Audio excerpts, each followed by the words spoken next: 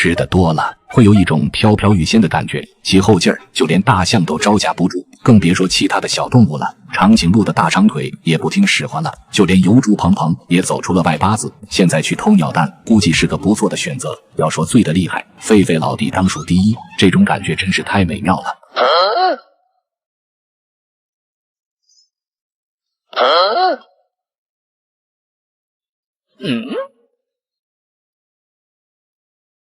当大家都沉浸在醉酒状态的时候，搞笑还得看狒狒老弟趁着酒劲儿，有时他也会做些出格的事。只不过这次他好像找错了对象，因为对方是一只公猴。